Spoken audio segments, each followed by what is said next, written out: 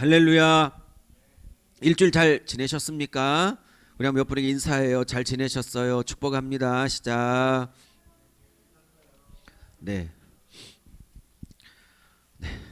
뭐 못 치던 드럼까지 치려고 하니까 바쁘네요. 오늘 왔다 갔다 하느라고.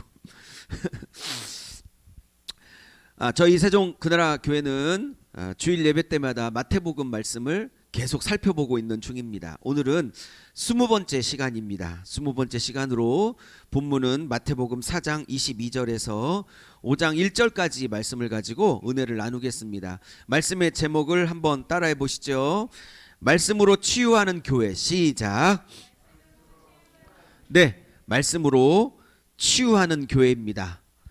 오늘 이 말씀 듣고 실제로 우리의 마음이, 또 인생이, 육신이, 영혼이, 가정이, 우리 남편이, 아내가, 또 자녀가 치유받는 회복의 역사가 있기를 예수의 이름으로 축복드립니다. 네, 아프신 분이 꽤 있어서 빠지기도 했고, 또 문병 때문에 못 오시기도 했고, 또 교회 아픈 분들이 계신데 하나님께서 우리 교회에 충만한 치유 역사를 부어주셔서 좀 영육 간에 다 회복되고, 또 가정도 회복되고, 남편도 회복되고, 아내도 회복되고, 특별히 우리 소중한 자녀들이 바르게 회복될 수 있기를 예수의 이름으로 축복합니다. 자, 오늘 본문의 내용을 조금 설명드리고 설교자인 저에게 주신 말씀을 좀 은혜를 나누고자 합니다. 이제 예수님께서 본격적으로 사역을 시작하셨어요. 마귀시험 3번을 다 이기시고 승리하시고 난 후에 하나님께서 예수님에게 본격적인 이제 영혼 구원 사역을 시키셨습니다. 사랑하는 여러분, 여러분도 제가 수도 없이 말씀드리지만 하나님이 여러분을 통해서 무슨 일을 시작하시기 전에 반드시 시험을 통과하게 하십니다. 물질의 시험이든 기도의 시험이든 믿음의 시험이든 어떤 시험을 통과하게 하시고 그것을 이기면 하나님께서 이제 들어 사용하기 시작하는 때가 오지요. 예수님께서 이제 본격적으로 하나님께 들어 사용받기를 시작하십니다. 4장 17절에 예수께서 첫 번째 설교를 하시죠. 예수님의 첫 설교의 제목은 하나님 나라였어요. 회개하라, 천국이 가까웠느니라. 할렐루야. 그래서 하나님 나라에 들어오도록 촉구하시는 설교를 시작하심으로 그분의 첫 번째 사역을 시작하셨습니다. 그리고 이제 오늘부터 배우게 될 그 유명한 산상수훈, 산 꼭대기에 올라가서 5장, 6장, 7장에 걸쳐서 아주 주옥 같은 말씀을 쏟아내기 시작하는데 이제 설교 사역을 5장, 6장, 7장에 시작하십니다. 그리고 이제 한두 달 정도 있으면 배우시게 될 8장, 9장에 예수님의 10가지 기적 사건, 병을 고치신다든지 귀신을 내어 쫓은다든지 일렁이는 파도를 말씀 한마디로 잔잔하게 하신다든지 이런 예수님의 10가지 기적 사건, 치유 사건이 있습니다. 이렇게 5장, 6장, 7장의 설교 사역, 8장, 9장의 예수님의 치유 사역 전에 예수님께서 특별히 한 가지 일을 하십니다. 그것은 4명의 제자들을 부르시는 일이었다라고 지난번에 말씀을 드렸습니다.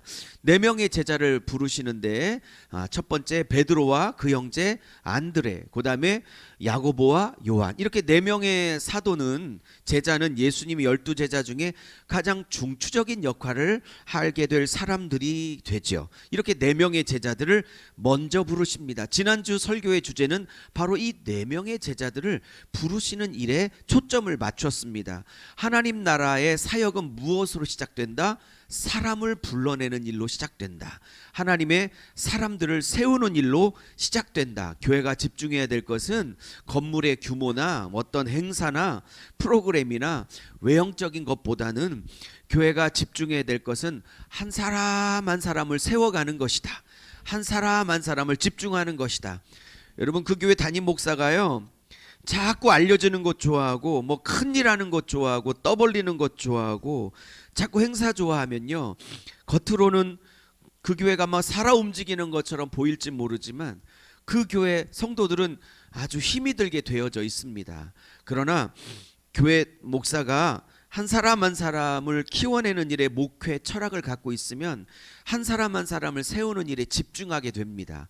그래서 외적인 사역이나 어떤 떠벌리는 행사 이런 거 많지 않아도 한 사람 한 사람을 집중하는 교회, 저는 그 교회가 좋은 교회다라고 생각을 합니다. 한 사람 한 사람 양떼를 사랑하고 한 사람 한 사람 세워가는 일에 저는 집중하고자 하는 목회를 하고 싶은 마음이 있습니다. 이렇게 4명의 제자들을 부르시고 난 예수님은 이제 나머지 8명의 제자는 이따가 순서적으로 이제 사역을 하시면서 한 사람 한 사람씩 이제 부르시게 돼요. 마태복음을 썼던 마태는 아직은 예수님의 제자로 부르심을 받지 못하고 있는 상태입니다.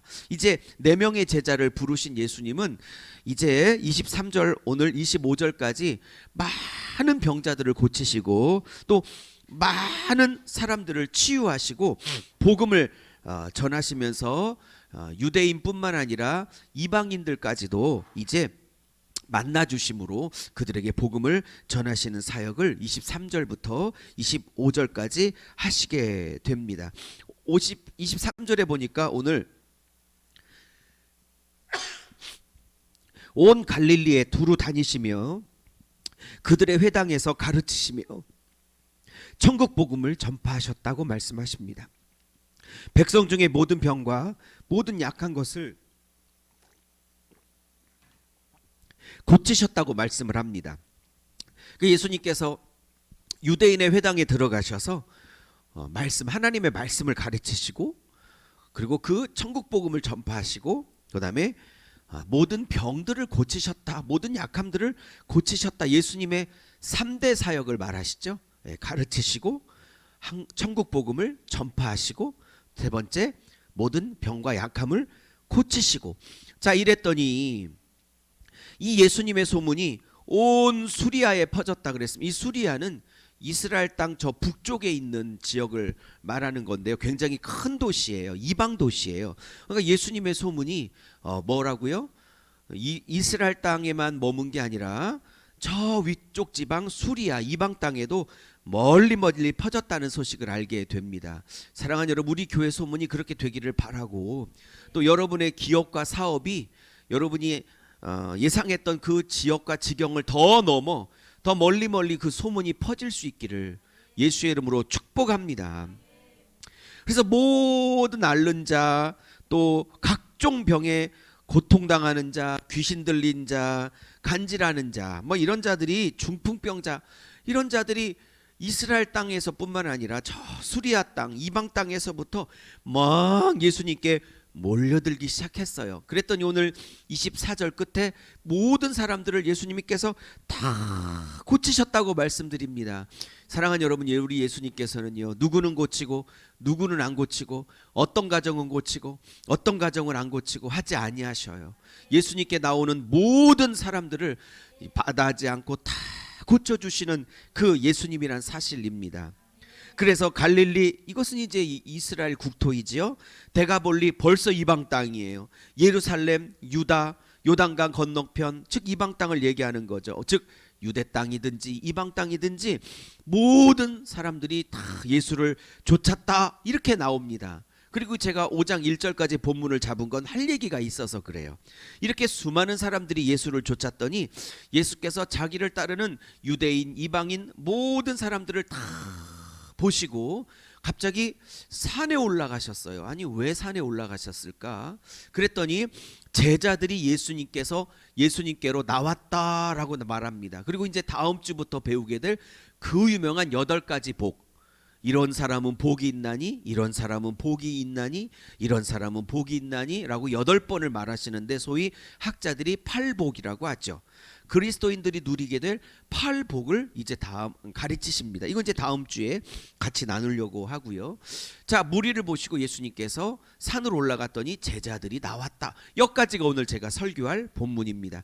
자, 주님께서 저에게 담임 목사 설교자에게 몇 가지로 정리시켜 주셨어요. 제게 정리시켜 주신 말씀을 가지고 몇 가지로 짧게 여러분과 함께 나누기를 원합니다. 자, 화면에 준비했으니까 화면을 보시면 될 것 같아요. 자, 한 4가지로 정리하고자 합니다. 첫 번째 메시지입니다. 같이 시작합니다. 시작. 주님의 교회인가 그들의 교회인가. 오늘은 어떤 교회가 주님이 기뻐하시는 교회인가를 좀 같이 나눠보고자 해요. 어떤 교회가 주님께서 기뻐하시는 교회인가? 첫 번째는 주님의 교회인가 그들의 교회인가입니다. 오늘 본문을 보니까 23절에 아주 이상한 단어가 하나 나와요. 예수께서 온 갈릴리를 두루 다니시사 이렇게 나온 다음에 그들의 회당에 들어가셨다고 말해요. 그들의 회당에서 가르치셨다. 여러분, 그들의 회당이란 말이 저의 눈을 주목시키게 하였습니다. 그들의 회당. 사랑하는 여러분, 그들의 회당이란 게 뭐죠? 자, 말씀을 좀 풀어가 봅니다. 첫 번째, 갈릴리 해변을 다니셨다고 말씀드렸어요.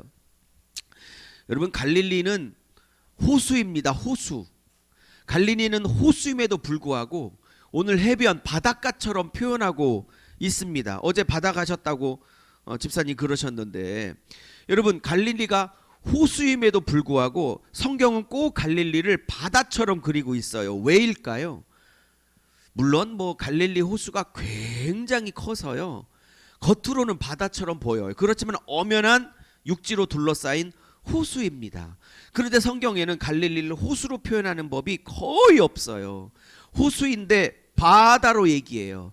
성경에서 바다는 단순히 H2O 물이 모여 있는 곳이 바다라고 말하지 않았어요. 성경에서 말하는 바다는 어떤 거냐면 하나님 나라를 대적하는 세상 세력을 상징하는 곳으로서 바다를 의미한다고 말했어요. 예수님께서 바다를 계속 해변가를 돌아다니셨다는 건 관광하셨다는 뜻이 아니에요. 무슨 관광품을 사시기 위해서 돌아다녔다는 뜻이 아니에요. 왜 예수님께서 계속 갈릴리 바다, 세상 바다를 돌아다니시고 계시냐면 이런 겁니다. 세상의 바다에서 세상 가치를 추구하는 자들을 한 영혼이라도 더 건지시려고 갈릴리 해변과 바다를 주님은 계속해서 돌아다니고 있다는 거예요.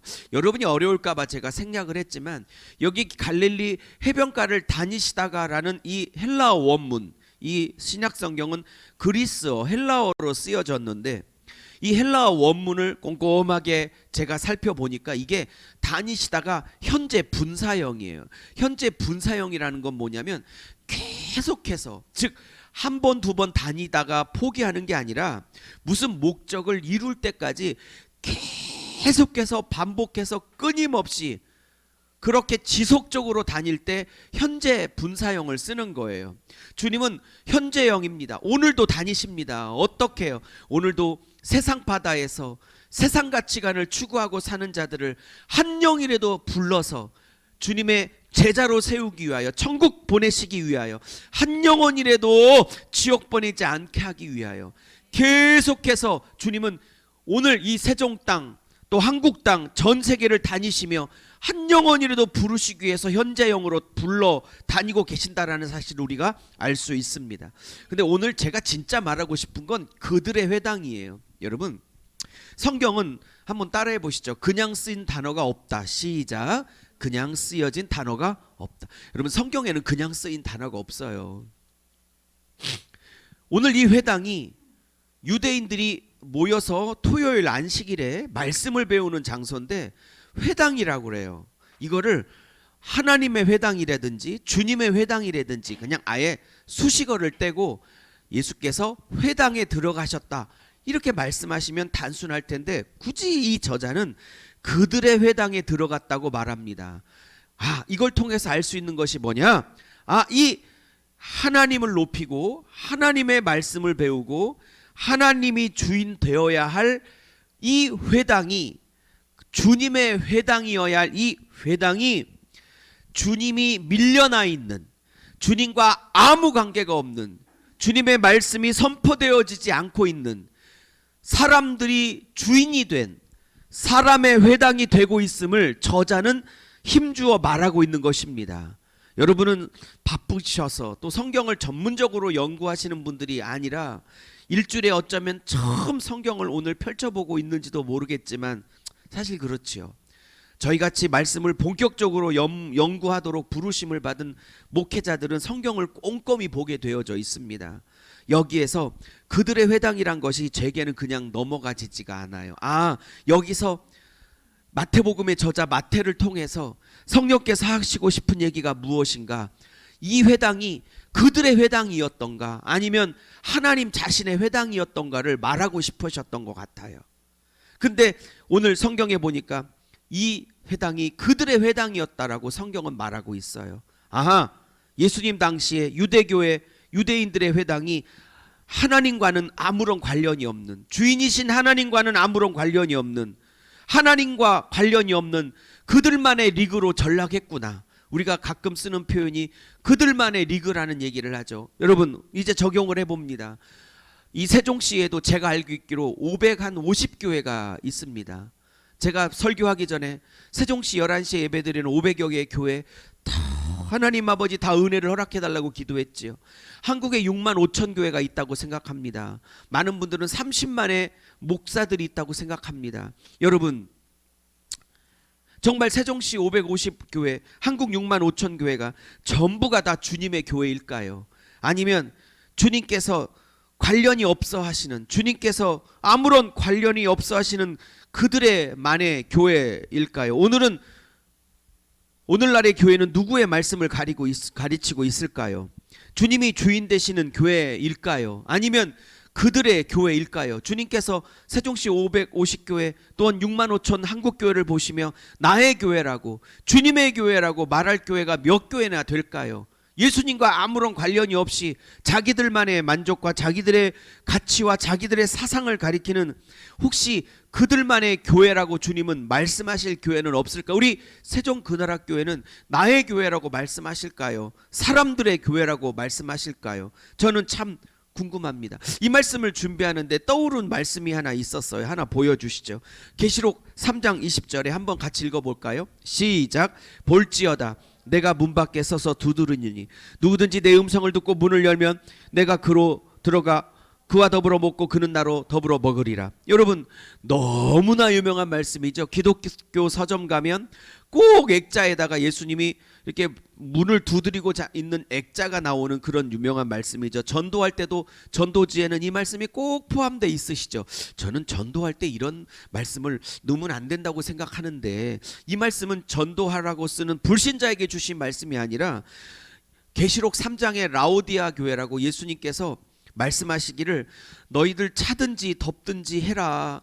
차든지 덥든지 둘 중에 하나 선택하지 않으면 내가 토해버리고 싶은 교회다라고 책망하셨던 교회에게 주신 말씀이에요. 왜 이 라오디아 교회는 왜 라오디아 교회는 주님이 문 밖에서 문을 두드리고 계실까요? 이 교회가 예수님과 관련 없이 예수님을 문 밖에 세워두고 있는 교회다라고 사실을 알 수 있어요. 그들만의 리그, 그들만의 교회, 그들만의 회당으로 전락했다는 사실을 알 수 있어요. 사랑하는 여러분, 우리도 라오디아 교회처럼 혹은 라오디아 교회 인생처럼 되지 않기를 예수의 이름으로 축복합니다.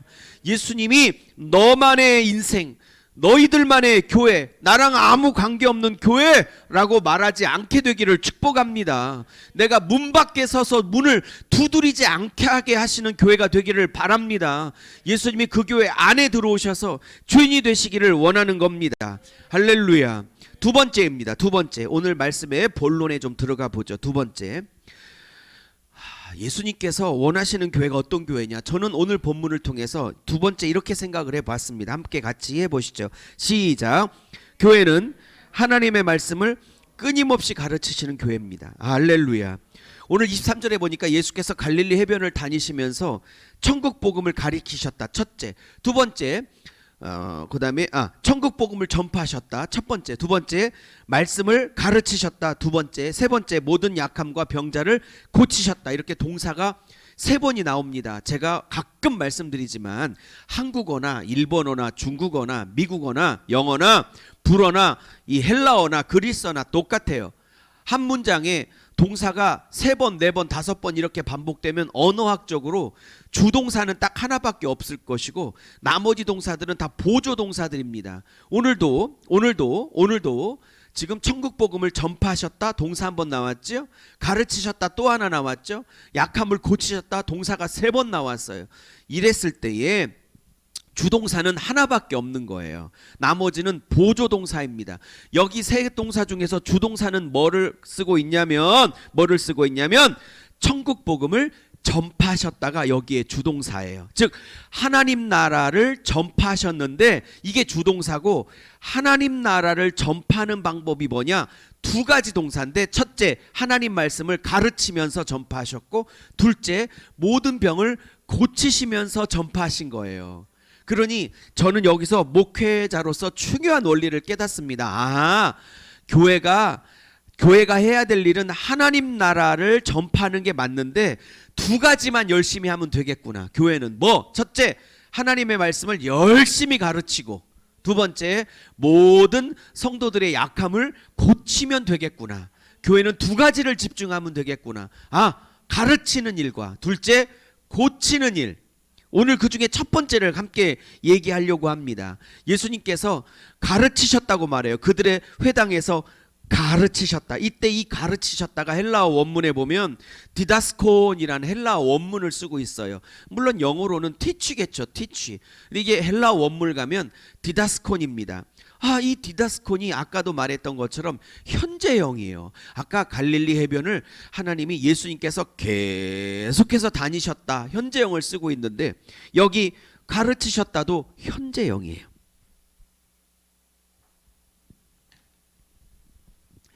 계속해서 가르치셨다는 거예요. 한 번, 두 번 가르치고 마시는 게 아니라 목적이 성취될 때까지 계속해서 회당에서 예수님이 가르치셨어요. 목사로서 이 본문을 보면서 깨닫는 거 있어요. 아, 예수님이 계속해서 가르치셨다면 교회도, 목사도 해야 될 일이 뭐냐? 하나님의 말씀을 지속적으로 계속해서 가르치시는 거구나.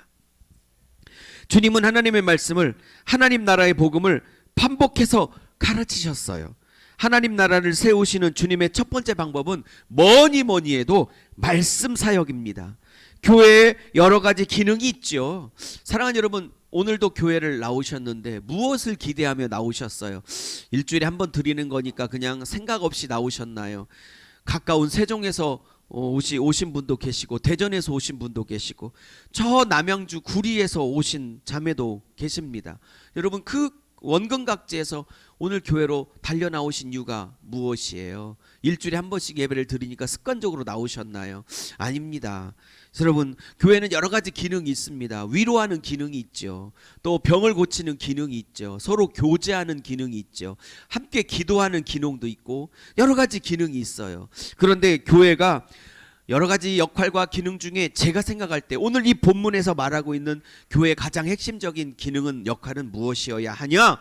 제가 볼 때, 그리고 오늘 본문은 뭐라고 말씀하시냐? 그것은 하나님의 말씀을 지속적으로 가르치신다는 말씀입니다. 할렐루야. 여러분, 우리 교회는 말씀을 가르치는 데 좀 집중하기를 원해요. 교회는 말씀을 가르치시는 교회예요. 근데 말씀은 두 가지로 나눠져 있어요. 제가 정리해 왔는데 한번 따라해 보시죠. 졸리니까. 로고스, 그 다음에 레마. 여러분, 헬라어에 로고스라는 단어와 레마라는 헬라어가 달라요. 이건 헬라어인데 그리스 말인데 여러분에게 이걸 설명하면 충분히 이해가 되실 거예요. 저는 여러분이 로고스로 들려진 말씀이 언젠가는 하나님께서 은혜 주셔서 꼭 레마의 말씀으로 다가올 수 있기를 예수의 이름으로 축복합니다. 이 로고스는 뭐냐면 그냥 이렇게 성경에 기록된 66권의 말씀이에요. 66권의 기록된 말씀을 로고스라고 그래요. 로고스. 우리가 지금 읽고 배우고 있는 말씀이에요. 근데 이 레마의 말씀은 뭐냐? 내게 주신 말씀이에요. 저는 설교자로서 오늘 설교하라고 하나님이 이 기록된 로고스의 말씀, 즉 4장 22절에서 5장 1절의 로고스의 말씀을 미리 충분히 일주일 동안 묵상하고 기억하고 연구할 때에, 이 로고스의 말씀을 읽을 때에 주님께서 내게 허락하신 네 가지 레마의 말씀이 있어요. 그 레마의 말씀을 내 것으로 소화해서 여러분에게 전하고자 하는 것입니다. 그러면 오늘은 여러분은 로고스의 말씀을 들으시고 또 네 가지 제게 허락하신 네 개의 레마의 말씀을 들으십니다. 그러면 여러분이 네 개의 레마의 말씀을 들을 때 여러분에게 또 꽂히시는 한 개 혹은 두 개 정도의 레마의 말씀이 또 다르게 다가오실 거예요. 어떤 분은 다 나누지는 못했지만 교회는 그들만의 교회로 전락해야 되는 게 아니라 주님을 문 밖에 세워두는 그들만의 만족을 위한 교회가 아니라 교회는 주님의 교회여야 되는구나 라는 이것이 꽂히는 분은 이것이 레마의 말씀입니다. 두 번째, 오늘 교회는 하나님의 말씀이 끊임없이 선포되는 것이 교회인 거구나. 예수님은 이것을 현재형으로 가르치셨구나 라고 말씀하실 때 이것이 크게 다가왔으면 여러분에게 이것이 레마의 말씀인 거예요. 자, 아직 말씀을 다 전하지 못했지만 세 번째, 네 번째 제게 주신 레마의 말씀이 여러분에게 꽂히셨다면 그것이 여러분에게 오늘 말씀하시는 주님의 레마의 말씀이신 거예요. 여러분, 좋은 설교는 뭔지 아십니까? 대단히 화려하고 미사여구가 탁월하고 한 이런 설교, 헬라어, 히브리어 원문 들먹거리는 그런 거보다는 좋은 설교는 뭐냐? 일주일 동안 내가 고민했던 부분에 관해서 하나님이 오늘 말씀하시는구나. 레마로 다가오시는구나. 나의 일주일의 고민, 한 달의 고민, 평생의 고민을 오늘 하나님이 저 목사님의 설교를 통해서 말씀하시는구나. 왜 나한테 말씀하시는 느낌이 들지? 라고 다가오는 것이 가장 좋은 설교입니다. 사랑하는 여러분, 오늘 네 가지로 정리를 하게 될 텐데 오늘 하나님이 내게 들으라고 하시는 말씀이구나 라는 것이 한두 개는 꼭 있기를 예수의 이름으로 축복합니다. 사랑하는 여러분, 그래서 우리 교회 설교를 들을 때마다 하나님이 내게 하시는 말씀이구나, 나의 고민을 해결하시는 말씀이구나, 나의 기도의 응답으로 하시는 말씀이구나 라는 것이 매주 느껴질 수 있기를 예수의 이름으로 축복합니다. 자, 세 번째입니다. 세 번째, 오늘 본문을 통해서 예수께서 세우고자 하시고 예수께서 기뻐하시는 교회는 어떤 교회냐? 세 번째입니다. 시작. 교회는 영육 간의 약함을 치유하는 곳입니다. 할렐루야. 제가 교회를 세운 목적 중에 나눴던 이번의 말씀도 중요하지만 저는 오늘 세 번째, 저에게 주신 세 번째 레마의 말씀이 오늘 가장 제가 강조하고 싶은 말씀이에요. 여러분, 우리 세종그나라교회에 오셔서 좀 회복됐으면 좋겠어요. 좀 치유가 됐으면 좋겠어요. 영혼도 치유되고, 아멘 합시다. 좀 마음도 치유되고, 좀 남편도 치유되고, 내 인생도 좀 치유되고, 아내도 치유되고, 우리 자식들도 좀 치유되고, 그 치유 속에는 마음이 좀 치유되는 것도 있기를 바라고요. 또 육체도 치유되기를 바라고요. 가정과 경제와 물질도 좀 치유되고 회복되기를 바라고요. 인생이 회복되기를 바라요. 제가 가장 듣고 싶은 교회는 소리는 목사님 설교 좋아요, 목사님 우리 교회는 사랑이 충만해요, 다 그런 말씀 듣고 싶지만 가장 제가 듣고 싶은 건 목사님 우리 교회 와서, 이 교회 와서 저는 회복이 됐어요. 저는 치유받았어요. 저는 하나님을 만났어요. 그런 말이 가장 듣고 싶은 거 있죠. 오늘 말씀을 통해서 좀 회복이 와요. 마음이 좀 만져지는 것 같아요. 이런 소리를, 이런 간증을 계속 듣고 싶은 게 저의 한결같은 마음입니다. 하나님께서 우리 교회를 통해서, 특별히 예배를 통해서, 특별히 말씀을 통해서 한 사람 한 사람 만져졌으면 좋겠습니다. 근데 여러분, 성질이 급한 환자는요, 그냥 주사 한 방에 모든 것들이 만져지기를 바라는 사람이에요.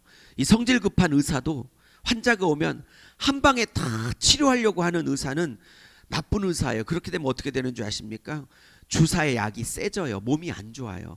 약도요, 바로바로 듣는 병원 의사는 조금 고민해 봐야 돼요. 그만큼 약이 세다는 거예요. 우리 아이들이 어렸을 때 이렇게 축농증이나 비염 때문에 이렇게 몇몇 이비인후과를 가면 좀 더디 낫는 의사가 있고 병원이 있고, 가면 바로바로 아이들에게 효과가 나타나는 의사가 병원이 있어요. 그래서 제가 아내가 거기를 안 가고 딴 데를 가면 여보 여기를 왜 안 가? 한 방에 끝나는데. 그럼 우리 아내가 항상 하는 말이 있죠.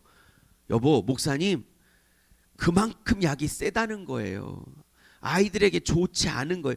조금 더디더라도 이렇게 좀 몸을 보호하는 약들을 좀 쓰면서 좀 천천히 가야지 한 방에 듣는 거 뭐 우리 부모한테는 좋을지 모르지만 애한테는 그만큼 몸에 무리가 가는 약을 쓴다는 거예요.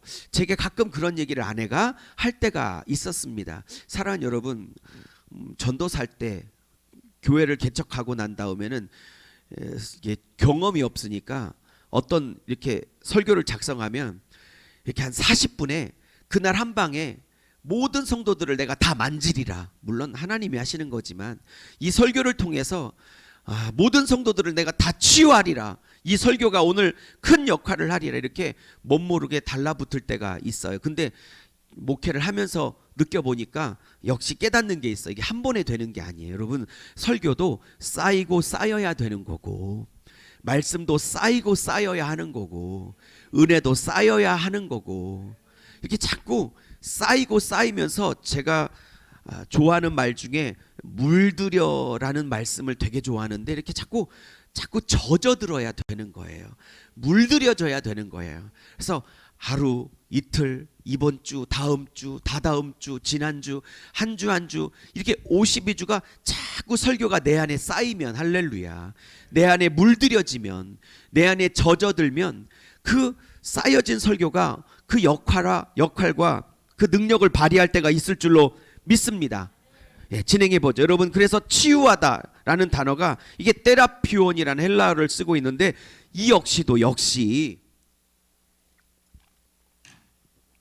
예수께서 모든 약함과 병을 치료하셨다는데 이것도 테라피온 현재형을 쓰고 있어요. 그러니 예수님은 한두 번 말씀하시고 마는 분이 아니라 계속 말씀을 가르치셨고, 예수님은 한두 번 고치다가 마는 게 아니라 계속 테라피온 현재형으로 계속 고치시는 분이세요.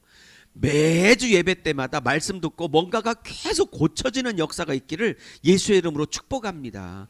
예수께서 하나님 나라를 세우신 두 번째 방법은 모든 병과 약함을 고치셨던 거예요. 사랑하는 여러분, 교회는 영적 질병을 고치는 곳이기를 축복합니다. 교회는 마음의 질병을 고치는 곳이기를 축복합니다. 우리 교회가 또 육적인 질병도 고쳤으면 좋겠어요. 제가 언제부턴가 꽤 오래전부터 설교 끝나고 여러분 아픈 곳에 오른손 왼손 다 대세요. 제가 그러고 신유의 기도, 병고침의 기도를 한 지가 꽤 오래가 됐어요. 제 마음에 오늘 이 본문이 꽂혔던 날이 있었던 것이에요. 예수님은 말씀만 가리키고 설교 사역만 하고 땡 하지 않으셨어요. 말씀 끝나면 반드시 고치셨어요. 저도 예수님 발톱에 때도 못 따라가는 목사지만 좀 흉내를 내고 싶었어요. 말씀 끝나고 그냥 끝내는 게 아니라 아픈 곳에 제가 일일이 못 다니니까 여러분 오른손 왼손을 아픈 곳에 다 얹어 놓으시고 저는 여기서 선포하면 하나님이 하시겠지, 예수님이 하시겠지, 성령님이 하시겠지. 가끔 아픈 데가 없어서 가슴에 손을 올리라고 할 때가 있어요. 그러면 육신은 아픈 데가 없어도 마음은 아플지 않을 거겠습니까? 마음은 아픈 데가 있지 않겠습니까? 이 마음의 아픈 것을 예수님께서 함께 아멘할 때에 치료하실 줄로 믿고, 할렐루야, 저는 교회가 치료받는 곳이라고 생각합니다. 가정도 치료받고, 우리 자식들을 데리고 오면 자식들도 치료받고, 부모님 모시고 오면 부모님도 치료받고, 남편도 치료받고, 내 자신도 치료받고, 내 인생도 치료받고, 교회는 치료하는 곳이에요. 저는 우리 교회에서 이따가 이렇게 목장 모임, 셀 모임 나누라고 이렇게 교재도 준비했지만 이런 마음을 썼어요. 우리 교회 저희가 14년째인데 이 세종으로 온 지는 1년 1개월이 조금 넘어가는데 13개월 세종에 왔는데, 이 세종에 와서 혹은 우리 14년 개척 멤버도 여기 있는데 우리 교회에 와서 치유받은 적이 있는가? 설교 시간에 좀 마음이 회복된 적이 있는가? 말씀으로 좀 이렇게 마음이 만져진 적이 있는가? 서로의 기도와 사랑과 공동체 모임을 통해서 회복된 적이 있는가? 이런 걸 좀 듣고 싶어서 나누라고 제가 썼어. 이따가 한번 그런 적이 있으면 한번 깊이 서로 나눠 보실 수 있기를 바랍니다.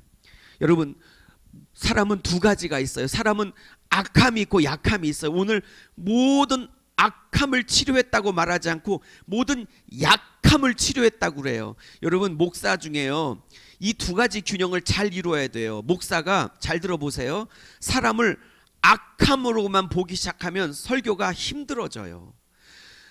성도들을, 양떼들을, 인생을 악한 악하다고만 보는 목사가 있으면 자꾸 정죄하고요, 판단하고요, 이렇게 자꾸 치는 설교를 하게 돼 있어요. 근데 오늘 본문은 뭐라고 그러냐면 모든 악함을 고치셨다고 하지 않고 모든 약함을 고치셨다고 말해요. 사랑하는 여러분, 사람은 악하지만 동시에 약해요. 저는 얼마나 사람이 약한지를 잘 알고 있는 목사입니다. 그러므로 오늘 예수님은 사람을 악하게만 보지 않았고요, 사람이 얼마나 약한지를 보셨어요.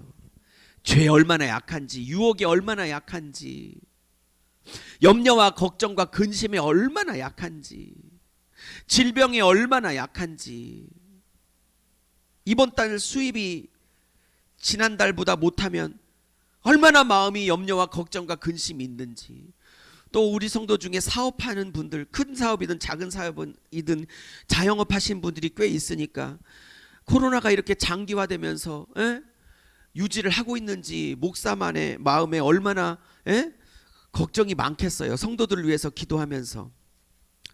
그러면서 당사자가 아닌 저에게도 이렇게 염려와 걱정과 근심이 있는데, 우리 기업을 운영하시고 자영업을 운영하시는 우리 성도들은 얼마나 힘들까. 더군다나 1년이 넘어가는데 도대체 빚을 끌어대서 갚고 있다 할지라도 이게 하루 이틀이지 거의 1년을 넘게 융자를 내서 갚고 있는데 정말 이게 유지는 되고 있는가? 아니 그냥 거의 자포자기 상태로 지금 하고 있는가? 그런 죽을 것 같은 마음에서 예배를 드리고 있는 게 얼마나 대견한지, 얼마나 힘이 들까. 저는 그래서 예수께서 오늘 모든 악함이라고 표현하지 않고 약함이라고 표현한 것에 주목하고 있었습니다. 사랑하는 여러분, 사람은 악하지만 얼마나 자극에 약한지요. 염려와 걱정과 불안과 근심에 얼마나 무너지는 그런 약한 존재인지요. 목사도 얼마나 약한 존재인지요. 사랑하는 여러분, 마지막으로 넘어가기 전에 꼭 기억했으면 좋겠어요. 우리가 서로가 얼마나 약한 줄을 알아 서로 좀 보듬고 품고 기도하고 격려하고 일으켜 세울 수 있으면 참 좋겠습니다. 그러므로 교회는 약한 사람들이 모여드는 곳이기에 서로 품고 받아줘야 될 줄로 믿습니다. 그래요, 서로 약한 사람들이 모이는 곳이 교회인 거예요. 자, 마지막 네 번째입니다. 같이 한번 읽어볼게요. 시작. 그래요, 예수님은 우리를 그 다음 자리로 부르세요. 지난주에 무리에서 제자로 부르신다 그렇게 설교를 했더니 많은 분들이 목장 모임 나눔을 가지면서 이 부분을 오랫동안 시간을 나누셨다고 하더라고요. 여러분, 오늘도 5장 1절에 이런 말씀이 나와요. 한번 띄워보시죠. 4장 25절에 많은 지역에서 예수님을 좇으니까 5장 1절에 예수님이 의외 행동을 하시는데, 예수께서 유대인 이방인들이 너무 많이 몰려 들어오니까 갑자기 무리를 보시더니 설교 사역을 하시기 전에 장소를 이동하세요. 산에 올라가시더니 그랬더니 제자들이 나왔다라고 사람들이 말해요. 본문은 말해요. 오늘 본문을 보니까 무리가 예수님께 나왔다고 안 해요. 무리를 보시고 산에 올라갔더니 제자들이 나왔다고, 나온 사람들은 제자였다는 사실로 말을 바꾸고 있어요. 그죠? 여기에 마지막 메시지가 있습니다. 사랑하는 여러분, 예수님은 우리를 무리의 자리에서 제자의 자리로 부르고 계십니다. 지난주도 그랬는데 이번 주도 똑같은 말씀을 하고 계신다는 사실이에요. 여러분, 많은 무리가, 제가 썼죠? 다음 거 보여주세요. 많은 무리가 예수님께 나온 이유가 뭘까요? 많은 무리가 예수님께 나온 이유가 뭘까요? 병 고치려고요. 많은 무리가 예수님께 나온 이유가 뭘까요? 복 받으려고요. 많은 무리가 예수님께 나온 이유가 뭘까요? 사업 잘 되려고요. 많은 무리가 예수님께 나온 이유가 뭘까요? 자식 잘 되게 해달라고요. 많은 무리가 예수님께 나온 이유가 뭡니까? 나 미래 노후에 축복해 달라고요. 이렇게 자기의 사적인 유익과 이익을 위하여 예수님께 나왔어요. 뭐 그게 나쁘다는 건 아니에요. 뭐 그런 이유로 예수님을 찾아 나오는 것도 예수님을 만날 수 있는 한 가지 방법이 될 거라고 저는 생각합니다. 근데 예수님께서 보세요. 그들을 보시고, 즉 자기의 병을 고치기 위하여 예수님을 찾아 나온 사람들을 보시고 굳이 산에 올라가세요. 1번 왜 올라갔을까? 1번, 너무 사람이 많아서 높은 곳에 설교를 해야 들릴 것 같으니까 강대상을 산을 이용하려고 올라가셨다. 그게 1번이에요. 2번, 어떤 다른 목적이 있으셨다. 2번입니다. 저는 2번으로 보는 사람입니다. 여러분, 여기에 메시지가 있다고 생각합니다. 여러분, 많은 무리가 예수님을 나오자 예수님은 굳이 높은 곳에 올라오셔서 그 높은 곳에 어떤 사람들이 나오기를 바라셨어요. 즉 예수님 말씀을 마무리합니다. 단지 병을 고치는 사람들 무리 속에서 구별되어 예수님의 말씀을 들으러 나오는 사람들이 있기를 바라셨다고 저는 믿습니다. 무리에서 말씀을 더 사모하여 나오는 사람이 있기를 바라셨다고 믿는 것입니다. 제가 이런 말씀을 썼죠. 치유와 기적의 신앙에서 머무르지 말고 예수님이 기다리고 계시는 말씀의 자리로 나올 수 있는 사람들이 많아지기를 예수의 이름으로 축복합니다. 주님이 나와 함께 하심을 경험하는 것, 즉 기적을 경험하고 병을 고치고 치유를 경험하는 것, 너무 중요한 단계고 필요한 단계죠. 그렇게 시작하는 게 많죠. 그렇지만 신앙은 자라야 합니다. 신앙은 다음 단계로 나아가야 합니다. 말씀의 자리로. 기적, 치유, 기도응답 꼭 필요한 단계지만 그거 없어도 말씀을 들으려고 말씀을 중심으로 나아가는 말씀 중심의 신앙이 되어지시기를 예수의 이름으로 축복합니다. 그러니 5장 1절은 뭐를 말하고 있냐면 기적 중심의 신앙, 치유 중심의 신앙, 어린 신앙에서 이제는 그것이 있든지 없든지 하나님의 말씀을 쫓아 나오는 말씀 중심의 신앙으로 자라가야 한다라고 주님은 요구하고 계신 것입니다. 사랑하는 여러분, 말씀 중심의 신앙이 되시기를 예수의 이름으로 축복합니다. 말씀을 붙들고 씨름하고 말씀 때문에 행복하고, 여러분 설교를 저도 하다 보면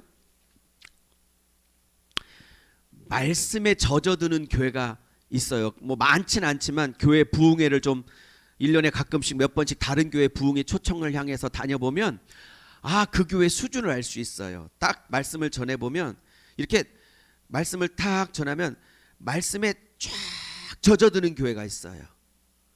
뭐 축복 얘기 안 하고 뭐 기적 얘기 안 하고 뭐 이런 삶의 형통 이렇게 뭐 복 얘기 안 하고 그냥 말씀을 쭉 풀어가면 그냥 그 말씀 자체에 막 젖어 들어오는 교회가 있어요. 말씀에 막 물 들어오는 교회가 있어요. 다시 말하면 말씀 그 자체를 좋아하는 교회가 있어요. 사랑하는 여러분, 우리 교회가, 저는 그런 교회가 되기를 바랍니다. 그냥 말씀 중심의 교회, 말씀으로 쭉 풀어도 말씀에 쭉 젖어 올 수 있는 교회, 그러한 교회가 될 수 있기를 예수의 이름으로 축복하며 오늘 설교를 마치고자 합니다. 기도합니다. 하나님 아버지, 그들의 교회로 전락하지 않게 하여 주시옵시고 주님의 교회가 되게 하여 주시옵시고, 주님 끊임없이 말씀으로 사람들이 세워지게 하여 주시고 그 말씀으로 치유받게 하여 주시옵소서. 말씀을 듣다가 행복하고, 말씀을 듣다가 치료받고, 말씀을 듣다가 회복되고, 말씀을 듣다가 새롭게 되고, 말씀을 듣다가 예수님을 만나고, 말씀을 듣다가 고민이 해결되고, 말씀을 듣다가 하나님을 만나게 되는 그런 말씀의 교회가 될 수 있도록 은혜를 베풀어 주시옵소서. 감사를 드리며 우리 주 예수 그리스도의 이름으로 축복하며 기도 올려 싸움나이다. 아멘.